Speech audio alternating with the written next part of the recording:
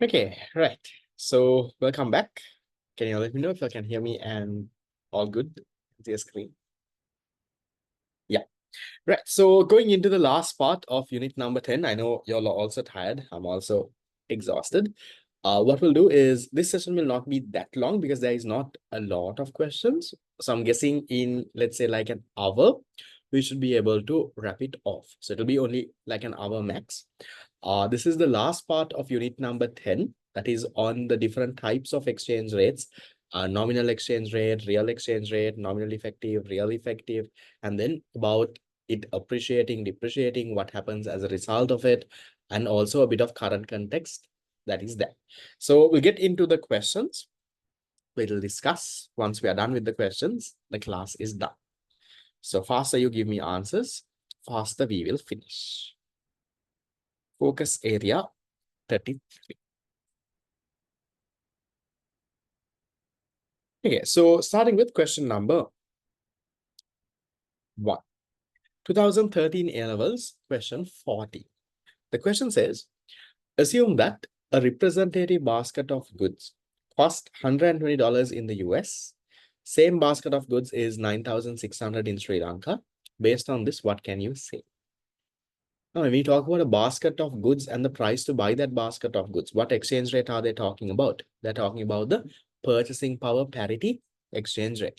So if $120, you can buy a basket of goods for $120. That same basket, Lama, if you can buy for 9,600 in Sri Lanka. If $1 is worth 9,600, sorry, $120 are worth 9,600. $1 is worth, yes, guys, even if you join right now, there's a new area you will get. Is how much? $1 is 80. So that is your purchasing power parity exchange rate there. So which one is your answer then? 1, 2, 3, 4. Answer number 4. So that's our first question. We just started the area. So the first question is 2013 40. Answer is number 4. Very easy, direct question. Then going to the next one, 2019 A-levels. Question number 40. The question is saying, in which of the following circumstances would the IMF be called into assisting a country? When will the IMF come now? When there are trade disputes, when there is a BOP crisis, when there is a foreign investment dispute, infrastructure shortage, or a recession. When does the IMF come? We did this in a previous question, also similar one. IMF comes down when you have a BOP crisis, when your reserves run out. As a result, your exchange rate goes for a 6. And then is where the IMF will actually come in. Yes, so there have not been much questions from this specific focus area in the last few years. There was a question, can you register the final seminar now itself? I have not opened. You can register, Lama. When I open registration, it'll be a little hard because then we have to keep you in mind. So final seminar registrations will most likely open by, I would say, the mid of October. It will happen in the end of October. So by around mid of October, I'll open. You can register at that point. Don't have to register now. Now you can register for the MCQ program. That registrations are open.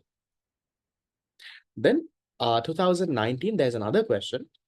Under which circumstances would a devaluation of a currency be able to reduce the deficit in the current account?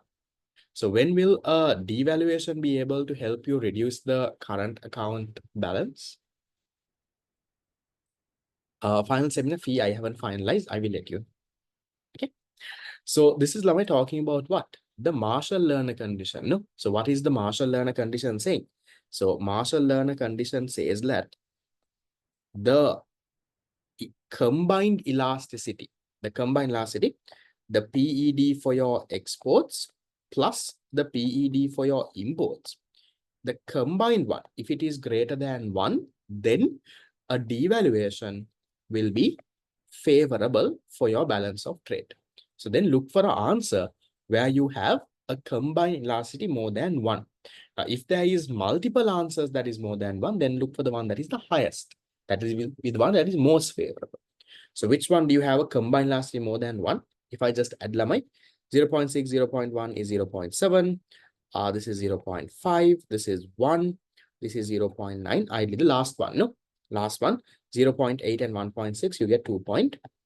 4. Okay.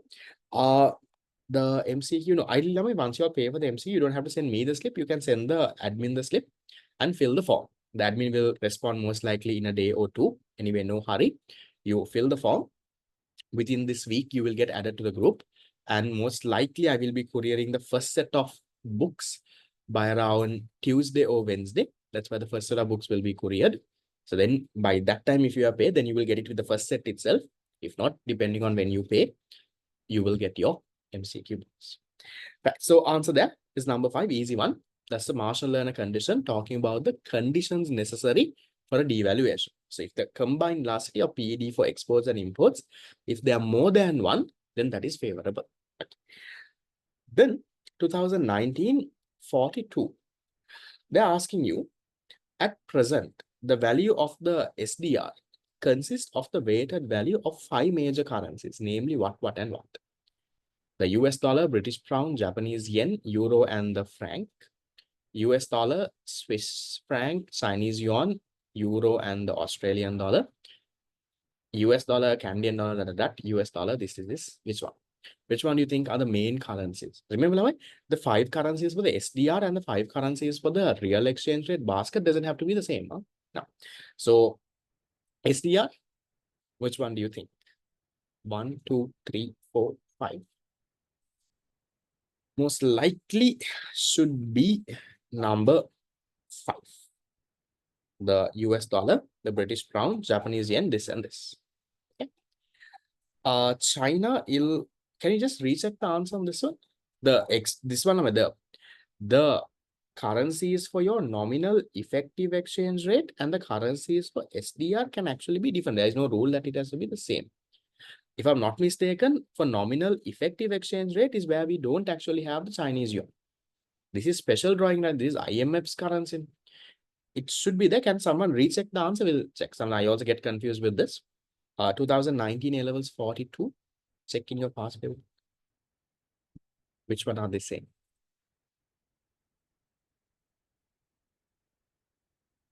Says 5. Right. So then you can go with this. Remember, these are the currencies, Lamai, for your special drawing rights. For the nominal effective exchange rate, Lama, even the Indian rupee is there because we do a lot of transactions with Indian. So exactly, special drawing rights, Lama, is like it's not a currency, but it's like a currency that the IMF uses. Now, when IMF gives loans and all, those loans, Lama, are measured at SDR because IMF has to be neutral. Now, if they are giving loans in US dollar terms, then that is favoring the US. So this is not really it's not a currency, but it's like something similar to a currency. So for example, you can say 1 SDR equals how much rupees. So like $1 equals how much, 1 Indian rupee equals how much. You can say this. Yes, you can say reserve supplement. Okay. Right. So for nominal effective and all, if I'm not mistaken, the Indian rupee also comes because if you're looking at the nominal effective exchange rate, that is Sri Lanka's main 5 ones. Now here Indian rupee mukut nahi, but there Indian rupee and all will start getting at it. Then coming into 2020, the solution proposed by the IMF, which was established to help countries that have a balance of payment that have balance of payments and foreign exchange problems was. What is the solution?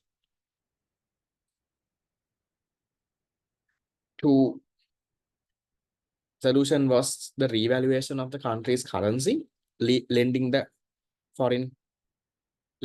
country foreign exchange reserves to repurchase and reverse repurchase agreements, helping to re-establish the country's exchange rate at a higher level, purchase the foreign country's assets abroad and converting them to foreign currencies, helping the country find new markets for exports. How does the IMF help you with that? If you have a bit of a problem, ideally they help you out with giving a loan, right? So which one talks about kind of like giving a loan here? The better answer here is answer number 2 actually, but it's a bit confusing because they say lending, but they talk about a repurchase and reverse repurchase. Now here, this is where these currency swaps and all come into play. So you can get into agreements with the IMF. IMF might, sometimes temporarily give you some money to help you out. All of that can actually happen. But this is not what actually happened in Sri Lanka. Now this is 2020. This was during idly COVID. So during COVID, there were countries that IMF had this thing called the Rapid Financing Instrument, the RFI. Okay, so during COVID, when countries were having issues, they had this kind of facility. So this was like a short-term thing. They quickly give some loans, and let's say within 6 months, you have to repay. That is what they're talking about over here. But Sri Lanka didn't get a rapid financing instrument. We got a extended fund facility. We say IMF, EFF program. It's an extended fund facility that we got. It's not a rapid one. We have multiple years to repay this, and we get the money also across 4 years. So that's where this question is coming from. This is COVID, that rapid financing story. Okay, so 2020 41 is number 2. Someone wanted this. 1941 was number 5. Okay, then 2021.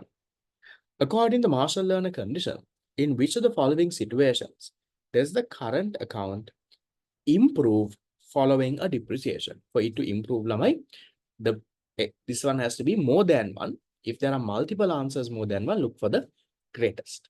Now, when you're adding, Lama, ignore the negative. PD is always negative. No? So which one has the highest speed? Number 2. No? So same question as before. Earlier, they gave it in a table. Now they are giving it in a sentence. Then the next one, 2022. We did this in the previous one as well, but we'll do it again. What is the role of the IMF? Main role of the IMF? What does the IMF help you with? The main role of the IMF is to help you with, if you have any balance of payment crisis, let's say you're running out of reserves, you don't have money to import your stuff, your exchange rate goes for a 6, or something like that is where the IMF comes and helps you with. So which one talks about something like that is answer number 1. Done. Then 2023, an appreciation of a country's currency is likely to increase its surplus in the trade balance. Now, usually, if your currency appreciates, what happens? Your exports become expensive. Right? Therefore, demand for exports come down. Demand for exports, assuming it's elastic, demand for exports come down a lot. Export revenue comes down. Imports become cheaper. That means price of imports is low. Demand for imports increase a lot. And your imports rise. And as a result, what happens? You go towards a trade deficit, or your surplus comes down or deficit widens. But here they are saying, look at this, is an interesting question. They are saying appreciation is likely to increase the surplus of the trade balance. Where do you think this would happen? Now, usually, if there's appreciation, Lama, your surplus will come down or you will go into a deficit. Why do you think an appreciation can actually cause your surplus to increase? Which part is there? The elasticity part there, right? So if you have not, now this will happen. Now this will happen, Lamai, if Marshall Lerner condition is met. No? So if Marshall Lerner condition, that is if the demand for your exports and demand for your imports are elastic. If it is elastic, that means when your export price goes up, demand for exports have to go down a lot. Then only export revenue will come down. If imports become cheaper, that means import price goes down, imports will increase a lot. If it is elastic, this story that I talked about works. But here, if you're going the other way around, if it's becoming a surplus, that means you have not met Marshall Lerner. In other words, it means your demand for imports and exports should have been inelastic. So when your exports became expensive, price of exports went up, the demand for exports would have fallen a very little. So therefore, export revenue would have increased. When imports became cheaper, price of your imports came down. Then the demand for imports would have increased a very little. As a result, your import expense would have come down. So then you will not have a trade deficit. You will have a trade surplus. So which one is your answer then? How come a depreciation is leading to a trade surplus if Your demand for imports and exports are inelastic. Which one talks about that? First one says, the sum of velocity coefficients of demand for exports and imports is less than unity. See, you've not met the Marshall learner. That is good here then. That can be your answer. Terms of trade becomes favorable, exports manufactured, no, none of that. See, that I would say is an interesting question that makes you all think. Because some of you all just like a parrot memorize our demand for exports plus demand for imports, PED are greater than one nang, right? And this also you all memorize our currency appreciation means trade deficit. But why does that happen? If you logically have understood, you can get this answer. Okay, good. Then going on to the next one, 2024.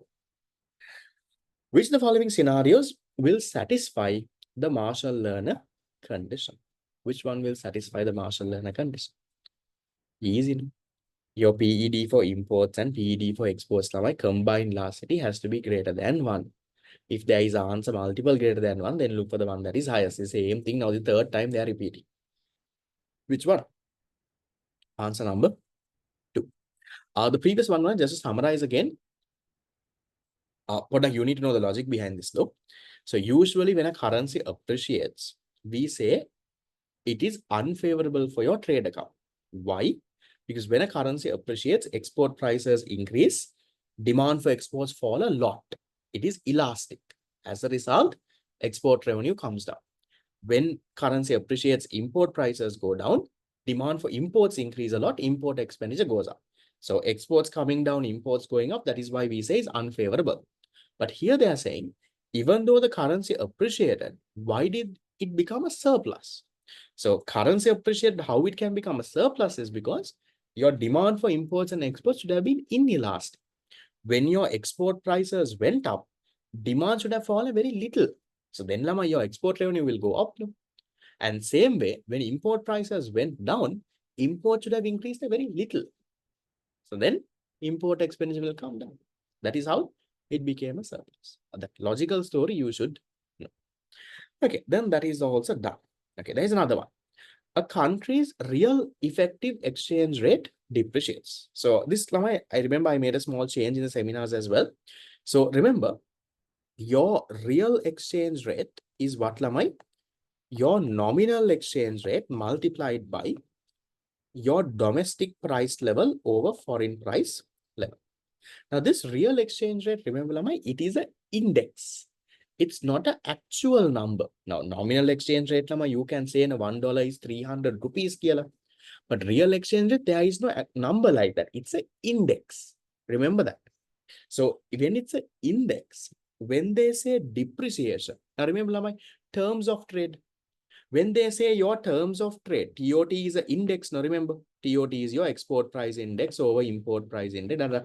So if they say your TOT depreciated or TOT deteriorated, that means your terms of trade is number is going up or down.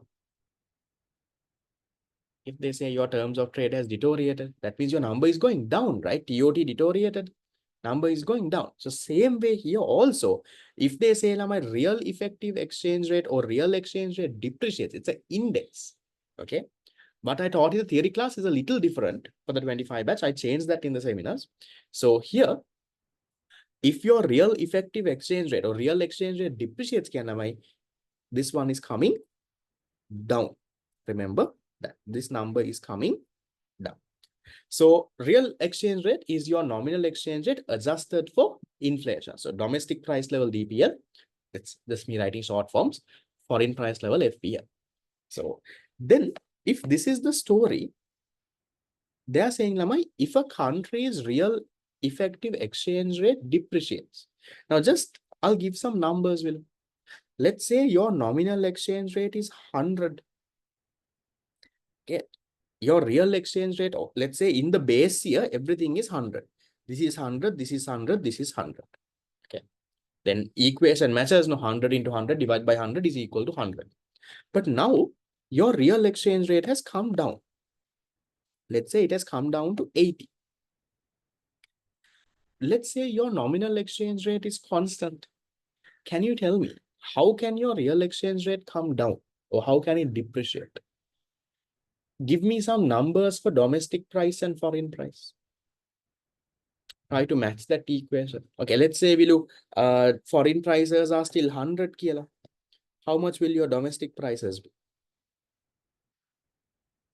Your domestic prices would have been 80, right?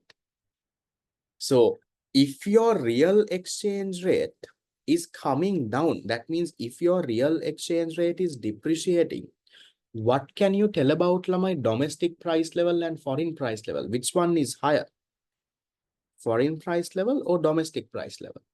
Foreign price level is greater than your domestic price level. In the abroad country, goods are more expensive than in your country.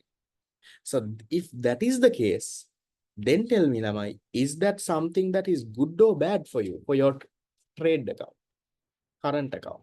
In the foreign country, goods are expensive. Foreign country goods are expensive. They will buy your goods, no, Lamai.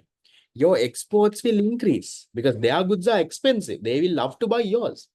And their goods are expensive means we don't buy from them. Our imports will come down. So that can be favorable for your BOP trade. Remember that. Now, in my theory class, when I taught you all this, the logic is the same. But in the theory class, I told you if real exchange rate depreciate, number is going up. Right? So that is a genuine mistake I made on my end. Yeah. So real exchange rate depreciating, real exchange rate is an index. It's not an actual number. So real exchange rate depreciating, my number is going down. Index depreciating means number is going down. So if the number is going down, then think about this. If this is the story, then look at your answers, Lama.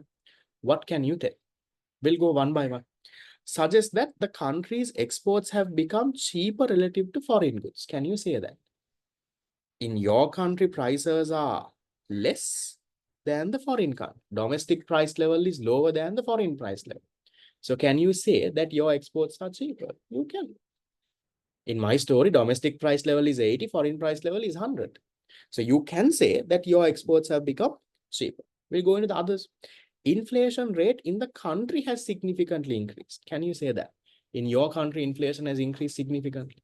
No, your goods are cheaper. Domestic price level lesser. No. The nominal exchange rate has increased while holding inflation constant? No. Now, if inflation is constant, foreign and domestic price levels are constant. If your nominal exchange rate increases, your real exchange rate should also increase. Okay. So then, can't be. So then not 3 as well. A country's currency has appreciated against the basket of other countries? No, it has depreciated. No, you can't talk about appreciation here. A rise in the domestic price level? No. While nominal exchange rate is constant? No. If your nominal exchange is constant and domestic price levels rise, then your real exchange rate will also increase. Here it has come down. Okay. So answer that 41 is number 1. Right. Is that okay? That's all we have with the MCQs. And there were 10 MCQs. How did you all do out of the 10?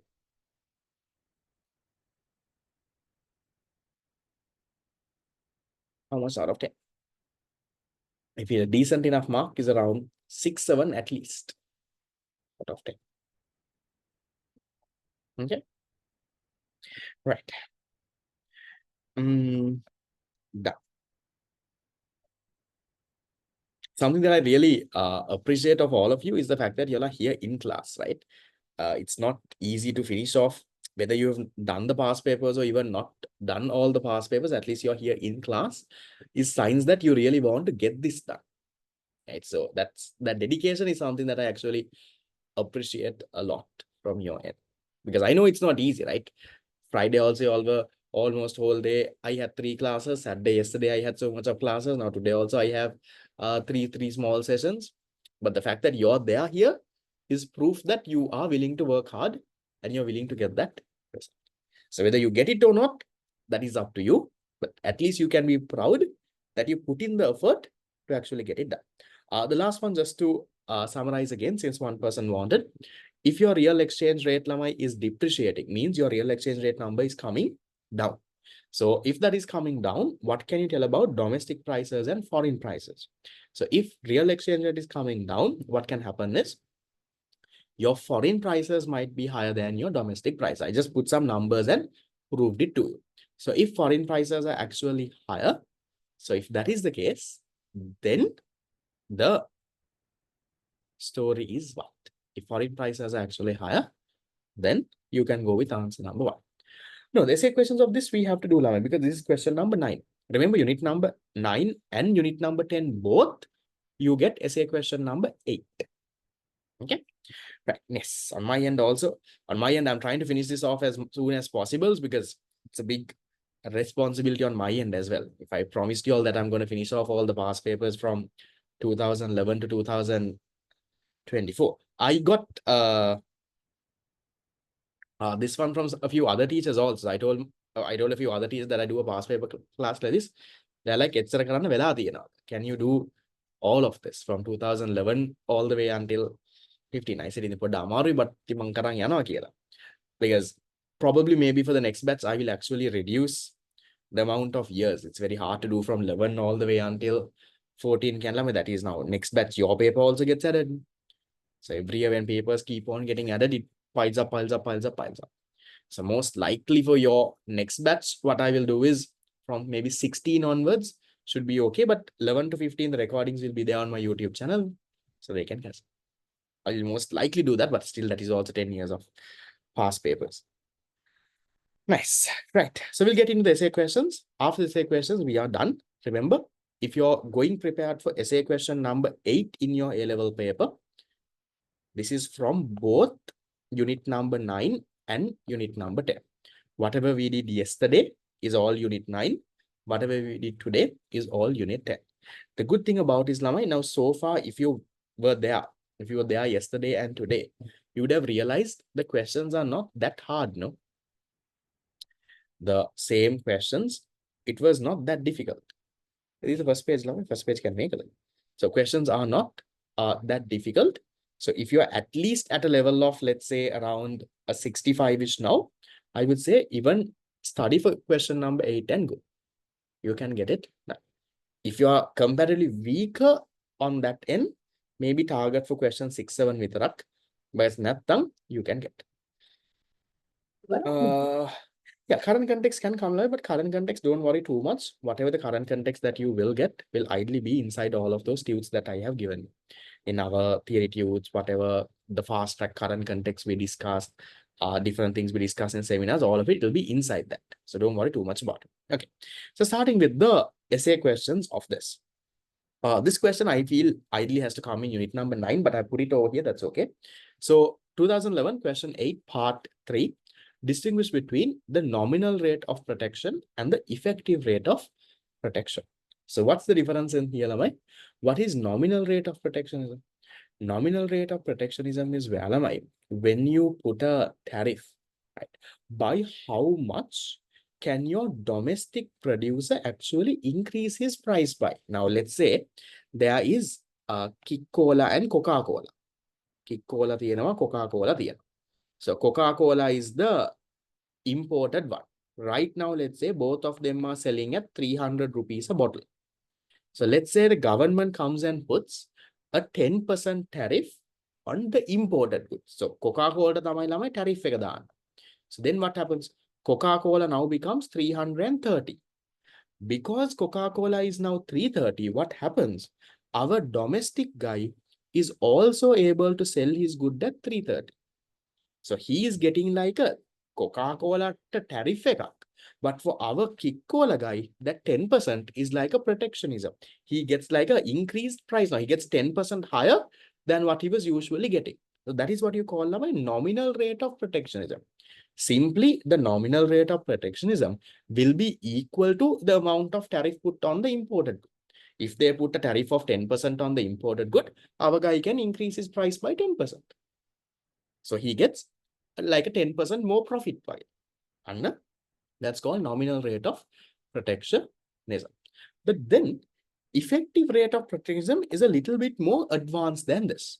Now, the problem with this nominal rate of protectionism is if you go and tariff imported inputs. Now, let's say there is a tariff on imported inputs. Let's say Coca-Cola is also importing plastic bottles. Coca-Cola is getting their sugar for their drinks, sugar syrup from somewhere. Then that will not get captured there.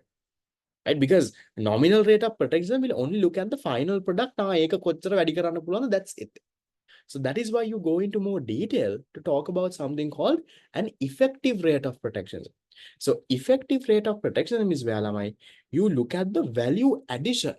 So in the effective rate, you look at value addition. So when you look at value addition, all of it gets captured. It gets the value of your output, the value of your intermediate inputs, all of it gets captured. So it gives a more accurate, or I will say a more rather than accurate, I'll say more comprehensive value figure of the actual rate of protection that you're actually getting. So that is what you call effective rate. So I'm not going with definitions and all of it. Definitions now you can get from your tudes. Some of the points I have just screenshotted from my tudes and put over here.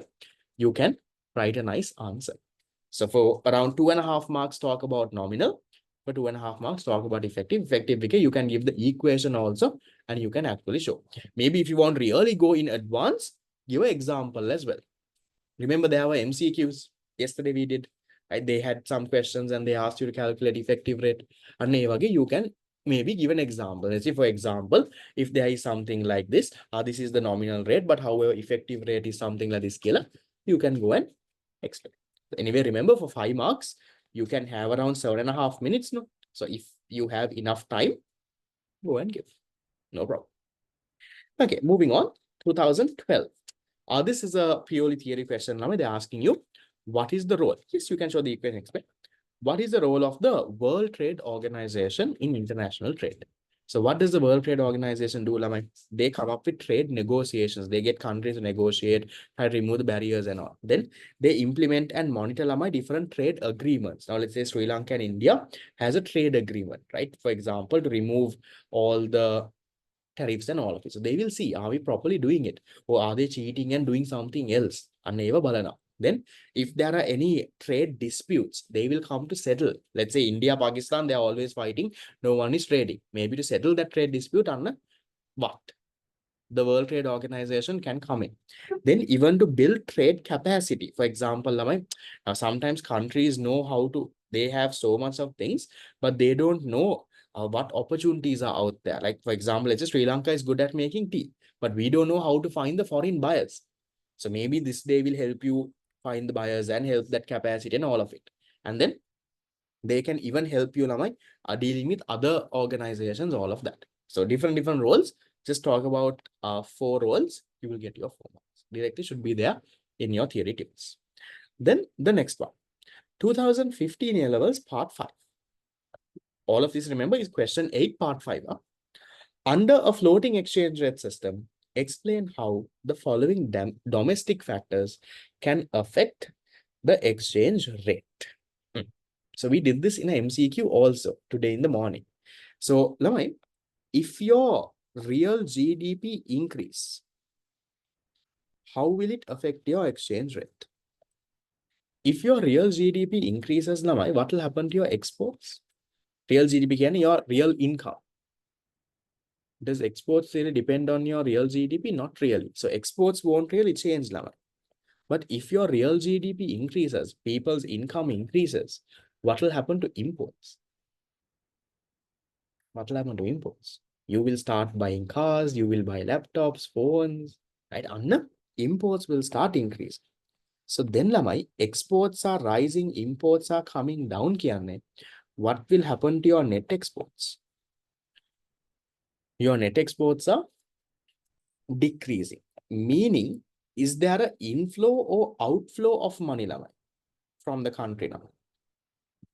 Is there an increased inflow or an increased outflow? Now there is a increased outflow. So there is an increased outflow of money. So if you want to Lamai, connect this to the exchange rate now, can you tell me, there will be a supply of the dollar or a demand for the dollar when we are paying outside, when we are importing and all of it? There will be a demand for the dollar. So you can say that. You can say demand for the US dollar demand for the US dollar starts increasing. And on the other side, if you want to say supply of LKR starts increasing. So if this happens, now what will happen to your exchange rate? They're asking you how that will affect your exchange rate. Now you're importing more and more, so much of dollars you're demanding. What happens? Your Sri Lankan rupee or the LKR, or you can say the domestic currency, can actually depreciate. So that is the story there for the first one.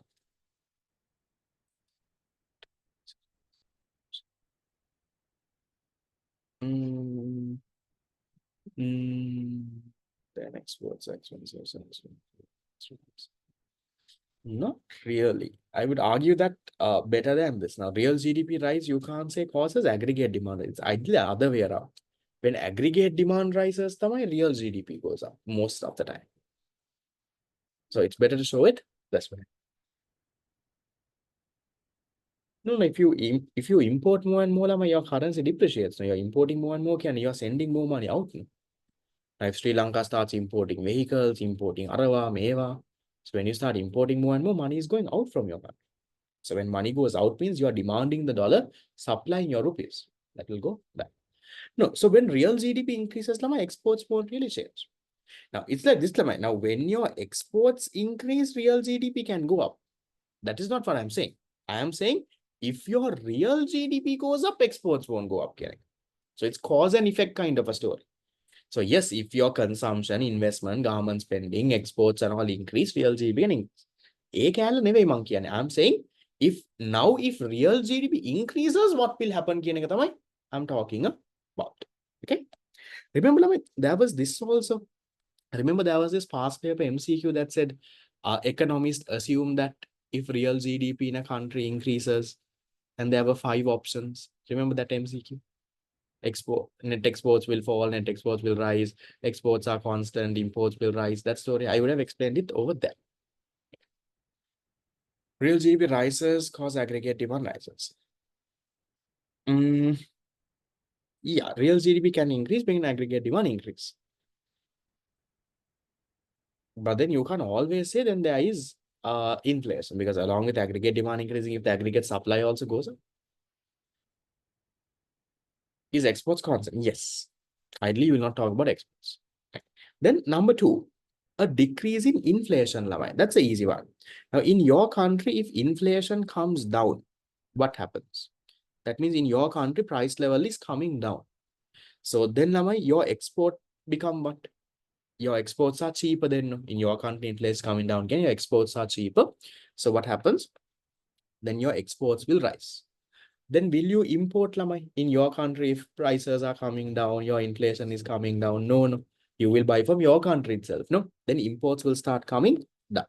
So that means there is an inflow of money, right? There is an inflow of money, or the outflow is actually stopped. So if that is the case, what will happen to your exchange rate? Then you can also say the exports rising means there is a demand for the LKR. The supply of the LKR reduces because of imports coming down. Your exchange rate can appreciate or depreciate. Your exports are rising, imports are coming down. Think you're getting more and more money from exports. The amount of money you're paying for imports don't go. Your exchange rate can appreciate. So always remember, when money comes into the country, exchange rate appreciates. Or if the amount of money going out reduces, exchange rate appreciates. If you're sending more and more money, exchange rate will depreciate. Okay. So then that story for 2 marks, explain that. Then 2017. 2017 asked us, explain how a significant rise in price level can affect the current account of the BOP. Same story that we talked about before, Laman. So that now it's the opposite. So if the prices in your country, right, if the price level increase, Lamai, what happens? Your exports become expensive. So when your exports are expensive, what will happen? Your demand for your exports will come down. Then your export revenue can come down.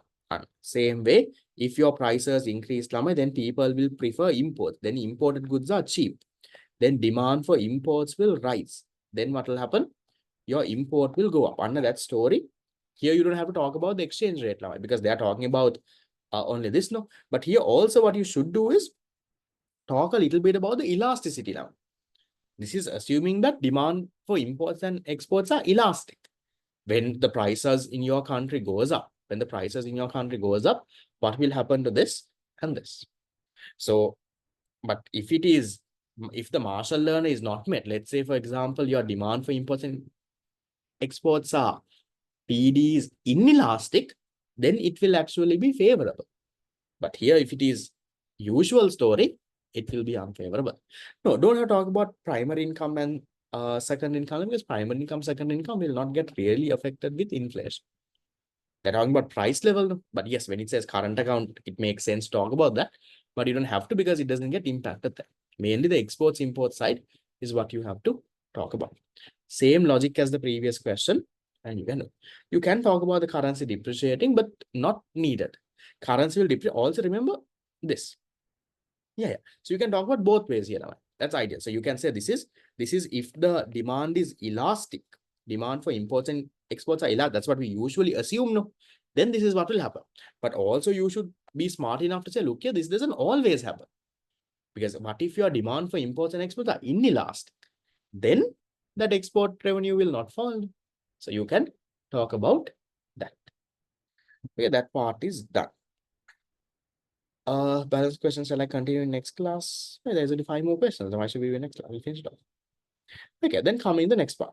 2017, question number 5. They're saying, state briefly the potential benefits of GSP plus. So GSP plus is a duty concession that Sri Lanka gets when you export goods to European Union. So when you send goods to the European Union, we actually get a duty concession. So some goods are tariff less than the other country's goods. So all of that is there. So they are asking you in 2017, I remember that was like a current context kind of a topic. They asked you, it's more current context. Now we don't talk too much about GSP, but can be relevant even now because we have renewed this. They can ask you, Lamai, what are the benefits? You don't have to have all this thing. Lamai, when you get if you get a question, Lamai, out of the blue, now let's say you have never heard about GSP. Like you don't know what on earth GSP is. But the question is saying, there is a duty concession. That means whatever goods that we are exporting, duty can tariffs, no. So whatever we are exporting, now there is lesser tariffs. So you think of that way and answer, Lamai. You don't have to know what is GSP, what is this European Union. Just think, okay, some goods that we are exporting, now the tariff is less. So then what are we exporting? Our tariff is less. Then what kind of good things are there? So then write the answer. Because sometimes in your paper, you might get something that you've never even heard of. But don't worry, because the examiner is not asking you to go into detail into GSP and what is GSP and all. They're testing a very broad, simple thing, but they will twist the question around. So here I'm giving one. So if the tariffs are less, things like garments, fisheries, our different exports can enter the European Union with zero tariffs. That will improve our competitiveness. As a result of that, what can happen? Our export volumes will go up, our export earnings can go up. And then our trade deficit can start coming down. And that if our export volumes and all are going up, our exporters are doing good, no? Then our exporters will expand. There is more employment opportunities that will be created. And talk about that. And then if exports are expanding and all of it, there can be more and more investments that come into the country. And talk about that, better investment confidence. See, your points that you're writing are very general points. And that is how Lama you tackle a question that you have never even heard of. Now, I'll tell you this. No matter what, now, for those who have been there in my class from the beginning, we would have done so much of questions. If you just look at the amount of MCQs, amount of essay questions, we did past papers, mock papers, now 1,000 MCQ series, so much of questions. So you think you know everything, but trust me, there will at least be one or two questions. There'll at least be one or two questions that you have never even heard. No matter how much I teach you, no matter how much I also think of, examiner will put one or two. That is natural now. But that doesn't mean you get zero for that question. There will be one or two somewhere. Even the first in the island will have that. One or two questions that they have no idea what this is. But it's about how you tackle that question. Maybe you have no idea what GSP is. Can you do that? No, this is the LO. Yeah, I did LOs. No, I didn't do this question. I did question number 6 and 7. But I remember this was also a thing that my teacher at that point was saying, this will definitely come. You can go. Current context will come. But they didn't say exactly this, but something in GSP will come. So it came. I remembered in the exam hall, this fellow said near the kill. So that's the thing there. Right. Then going into 2018. Distinguish between nominal and effective exchange rate. That's an easy one, 11. As long as you can expand your answer, that's okay. What is nominal exchange rate? Nominal exchange rate, Lama, is the exchange rate of one currency in terms of another currency. You have a direct and indirect quotation. You say $1 is equal to 300, but that is that. Then what is the effective exchange rate? Effective exchange rate, Lama, is the weighted average exchange rate of your currency with multiple other currencies. So you get a effective exchange rate against 5 major trading partners and also 24 major trading partners. There only you have the nominal effective and the real effective exchange rates. So you can talk about that. So for 2 marks, talk about this. For 2 marks, talk about this. What's the current context questions you can get? We've discussed a lot in the classes. Some of those you can show up. Some probable ones I'll also give in the mock exam series. Google form says server rejected. I'll check. So I don't know if the Google form is full. Okay, for the MCQ series, yes. That is what it's probably after class I'll check. Okay, so just wait for like 10-15 minutes and then you should be able to. Okay, then 2019, question number 8, part 4, the reasons for the depreciation of Sri Lankan rupee. So this is Lamai, a current context question for that year. So this one I will skip it because there's another question again in 2023 when the currency depreciated, they asked that also. So I will skip this. The reasons, we don't need to know the reasons why it happened in 2019. Then I'll come to this one, 23, and then I will go back to the previous one here. So same question they asked again in 2023. They asked you, mention 5 factors. Just to mention, don't have to. Now, this is a current context question. But see, Lama, these are not difficult questions. No. These are current context. They asked you, mention. You don't have to go in too much on detail and explain also, but mention you want write complete points. Only come a body 1-line point write around a point that is around 2 lines. So mention 5 factors that led to the depreciation of the Sri Lankan rupee in the recent years. So in 2022, you saw exchange rate that was at 200, Boggala went to around 360, currency depreciated. And the next year, they asked you for the factors. So that is a very direct, obvious current context question. What question can come for you? What have I told you? For you all? What did we prepare for? We prepare it for the other side, right? What if they ask you, not if the currency depreciates, what are the reasons why the currency appreciated? So we have learned that very much in detail. Whatever tunes you have of mind, go back, refer to that. Or if you're not even a part of my class, Lama, any class you go, it has to be that. Let's say you're not going to a class, Google it. You will get it. Probably in the final seminar also for one last time, I will cover it up, but you can get it. Okay. But we'll talk about this. Forget about this year's one. This year's probable one, but I don't know if it will come, but I'm just saying. So 5 factors that led to the depreciation of rupee in 2022. What happened, Lamai? One is we had a lot of debt repayments to make. So we had a lot of debt to pay. That was one. And then our foreign reserves were coming down. The COVID-19 impact. Because of COVID-19, there was no tourism. All of that was affected. Then global oil prices and all were increasing. There were food shortages. Then we had very loose monetary policy, very low monetary policy, so much of money printing, all of that happened. That led to very high inflation and all of it.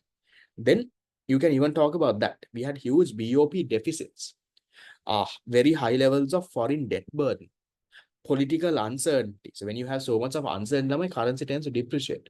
And you can even talk about different global factors. So you don't have to write all of this. This is just from the marking scheme I copy and pasted. What you can do is talk about 5 of the factors now.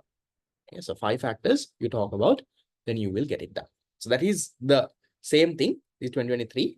I'll come back to this. So 2019 also they asked the same thing because in 2018 there was a bit of a depreciation. See, in 2018 there was depreciation. 2019 A-level paper current context question. 2022 economic crisis depreciation. 23 paper current context question.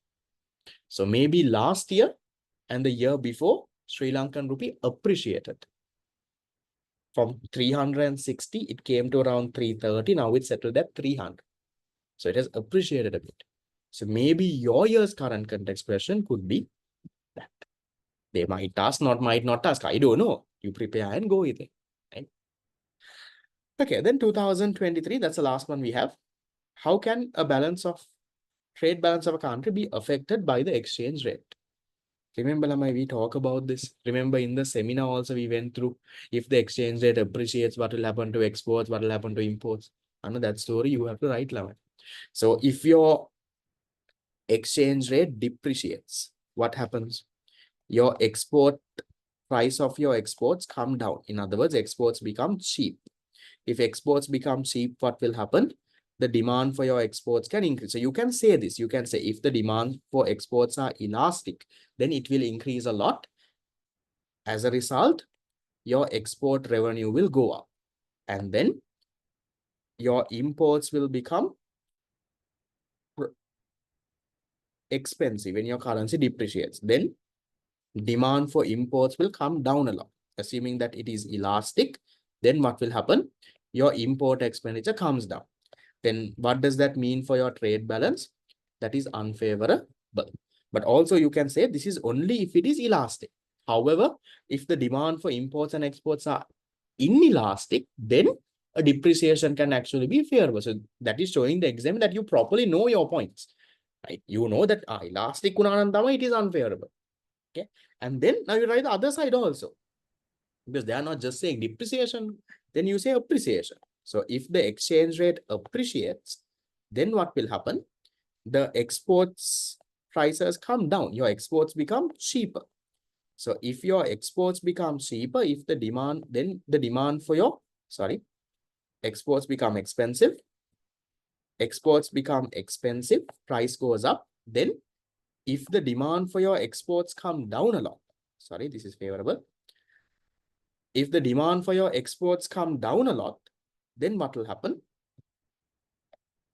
Then your export revenue can start going down. On the same side, when the currency appreciates, price of your imports come down, imports become cheaper. We know this. Then if your demand for imports increase a lot, assuming both are elastic, then import expenditure goes up and then it becomes unfavorable. But there also you can say it depends on elasticity. First one is favorable, second one is unfavorable. But for it to be favorable, unfavorable, that is if it is elastic. If it is elastic, tamai depreciation becomes favorable. Demand for imports and demand for exports are price elastic. Then it is favorable. But you also write and say, look here, this doesn't have to always happen. Because if your demand for imports and exports are inelastic, then the depreciation can actually be unfavorable. And you have to argue and write. Same thing, logically, we have understood that in class, you need to write. These are not hard questions, Raman. If you know the unit, trust me, these are not hard questions. In unit 1 and 2 and all, there are hard questions. They twist it around and ask. In unit 7, 8, 9 and all, most of it, I will say 90% questions are very direct. Directly, what happened here, what happened here, what is this, what is that? So if you know the basics, you can get it done. So what I will always recommend is go through the tute, whatever tute you have. If you are not confident to write answers alone, by now you should be. If you can't write answers alone, at least look at the tute and write. I'll tell you this. So when I was doing A-levels in 2017, I have never done past papers like the way that you all are doing. At our time, we never had something called a past paper course. I'm not sure. Do you all also do all the past papers like in order systematically like this in any other class also? Is there a separate one that happens for the other two subjects that you do properly? Some subjects, yes. Most of it, no. When we were also doing past papers, you're on your own. Some random questions here and there. Yes, teacher will discuss. But each and every question, one by one, classifying it unit-wise, it doesn't happen. So, y'all are spoon-fed much more than that here. Right? Y'all spoon fed, you get all the nice tunes, nuts, and classify. We carry out 30 size pass my book and go randomly. Some question comes, some questions are there in the tunes somewhere here and there. There. So, and I remember what for the other subjects, right? Even for econ, when I was doing A levels, I haven't ever done a full pass paper properly. Yeah. Y'all are compared to me at that point, y'all are way ahead. Now in the mock exam series, you are writing full papers, you all are getting it marked and seeing your marks. I have never ever done a full pass paper, sat at one place and timed and done. We've never would have done, let's say, a 50 MCQ paper. Random questions here and there would have done. So compare that. Even with that level, if I can become top 50 in the island, think of the effort that you have put in. You have done so much more than that. So even if you have not perfected it, that is okay, is what I'm trying to say. So if you might not be the most confident. Now, I'll even tell you this. Now, my sisters from last time, right, who was one is fifth and the other one is around 200 in the island. I know them also. When they also do questions, they also sometimes refer the tutorial and write, because I've seen them. Some of my mock exam papers also, I keep on scolding the fellows, but they look at the tutor and write. I've seen them looking at the tutor. I've seen them both, each other also copying from each other as well. So you don't have to be perfect, Lamai. You will not know everything memorized karala. You will not be there, because you need to understand everyone who is doing A levels are just people like you. People born somewhere in your age. You all in 2006 born? 6, no? 5. 5 or 6. Where are you all from? 5. 5 or 6, no? So you all are most of it 6 now. So most of you all are born in that range. All of you all are normal people who are going to class. Everyone who is doing the exam now are just random people like you. So whoever who becomes first in the island or whatever, they are not superhumans or they are not very different than anyone else. So don't worry too much about it. Don't think that you mum vitrai meka danne natte, I am the only one who can't get it done. Everyone else is also in the same level. Right now, maybe if you can't write an answer alone, others also is most likely somewhere around there only. If you think you're the only one who is looking at the tutor and writing, trust me, everyone else is also looking at the tutor and writing. So don't worry too much about that. On your end, yes, try your level best to get it done, but you will never be perfect, and that is okay. That's all right. You don't have to be perfect. Get there somewhere, you will get it done. Right? That's the recommendation I would give. So with that, we are done with these past papers, Lamai. Prepare for whatever current context you can get also. So with that, we are done with unit 10, done and dusted. We have just 2 more past paper classes to go. With that, our log 6-7 month, I know, when did we start past paper class? March, April? I know, wherever we started, whatever that we started is now coming into an end. April. So it's coming into an end. We have 2 more days, 1 more on Monday, 1 more on Wednesday, and then we are done. 24 errors, there was no question. Okay, see you all. Bye-bye. 24 questions, answer the banana. There's 23 only. Okay. For those who have any questions, you can definitely stay and clarify. See you all.